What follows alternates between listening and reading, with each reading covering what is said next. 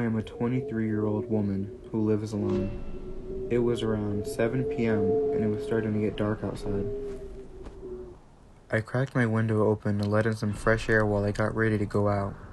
My neighbor's bedroom window faces mine.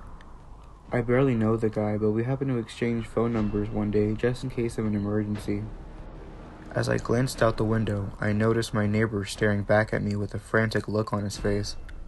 It started to creep me out, so I wanted to close my window and shut the curtains. As I was closing the window, I noticed him mouthing something to me. He had a creepy look on his face, so I decided to ignore it. At that moment, my phone began to ring and I knew it was my neighbor, so I left it alone.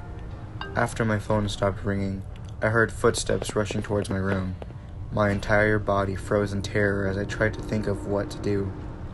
The first thing that came to mind was to hide in the closet. As soon as I closed the closet door, somebody walked in.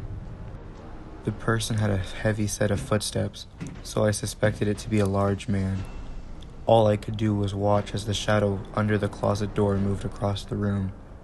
My hand held my mouth tightly as he crept around looking for something. I could feel my other hand gripping my cell phone, almost to the point of breaking it. Then I got a loud ding from my phone, and my heart completely dropped. The shadow suddenly stopped. It slowly crept towards the closet, and I tried my hardest not to make any sudden movements. The closet door rapidly opened, and he just stood there. In front of me stood a tall, eerie man with a painfully wide smile. He had bulging eyes and long, creepy fingers poking out of his black trench coat. He was wearing a black beanie with raggedy black clothes. As he stood there and stared at me with that sinister smile, my first thought was to run. His entire body was blocking my only exit out of the closet.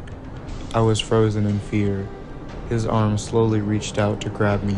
I screamed as his cold, lengthy fingers grabbed my arms. I heard His eyes were in shock as he began to fall on top of me. His lifeless body was so heavy that I could barely move. I didn't know what was happening, but I looked up and saw my neighbor standing in front of me with a bat. I suddenly heard the words, "Are you okay?" As I struggled to get out from under him, my neighbor reached out his hand to help me. We both rushed out of the house as the cops arrived. My neighbor then said, "I tried to text you, but got no response, so I called 911 and rushed over." I realized my hand was tightly gripping onto my phone, and I finally looked at his text and it read, "I'll always be grateful for my neighbor saving me, but I'll never forget that sinister smile."